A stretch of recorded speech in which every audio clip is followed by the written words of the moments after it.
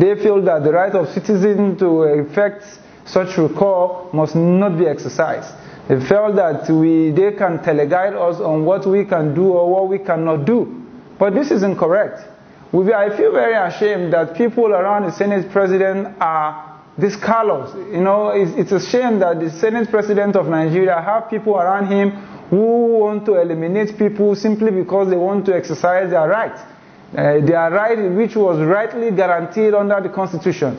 And this is the same Constitution that made him the Senate President. So if people want to exercise this right, and people around the Senate President, his aides, are trying to put a threat to our life simply because we are doing what we must do, I think this is not correct at all, and it is very unfortunate.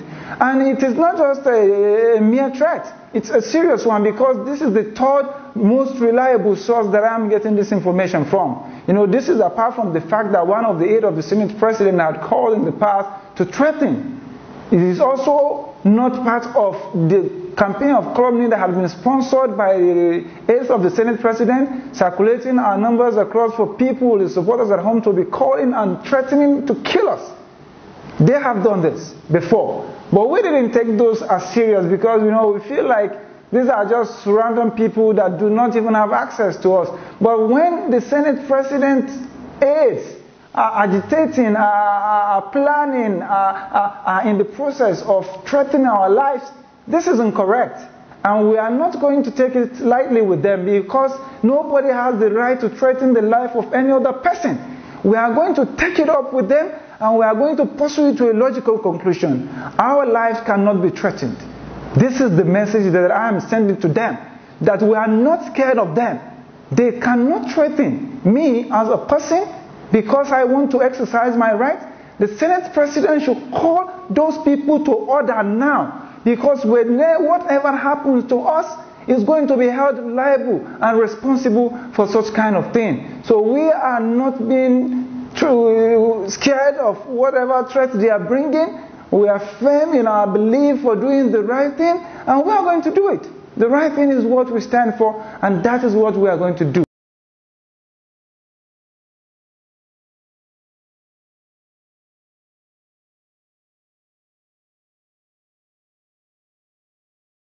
Well, the process to August 1st is ongoing. Like you know, people in the grassroots are the ones that are agitating for this recall, and they are the ones that are handling all the processes. It's not, you know, somebody all the way from Abuja cannot come and recall somebody in a lorry. So if somebody in Abuja is talking about recall, that is just a mere paper talk, because it's not going to happen. So the people at the grassroots are the ones doing the recall. They are the ones mobilizing across the wards, 52 wards in the local, in the senatorial district. They are the ones that are reaching out to friends and family, letting people know the reason why this recall will happen. So they have been doing their own part. We are also doing our own part, and as the leader of the organization, I owe them a responsibility to provide the leadership needed. That is exactly what I am doing.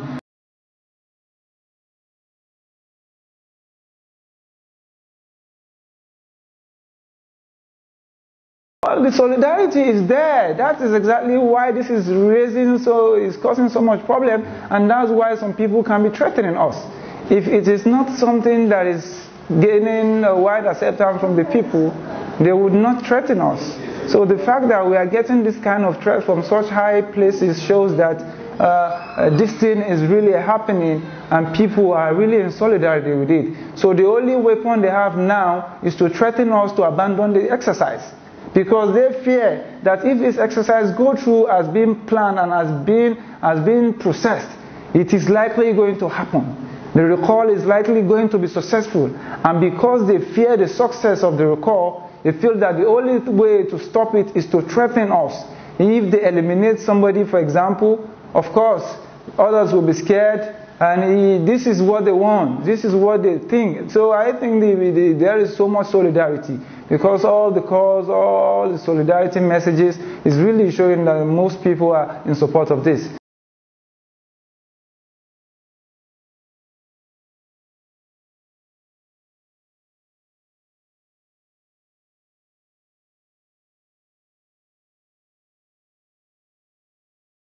The recall goes in the same way that of Kogi. I don't want to talk about that now. I will believe it would not. I want to believe it will not. Because I want to believe that INEC are people of integrity. You know, we believe that every situation will be viewed based on its own situation. So I feel like it will not go in the way of Kogi.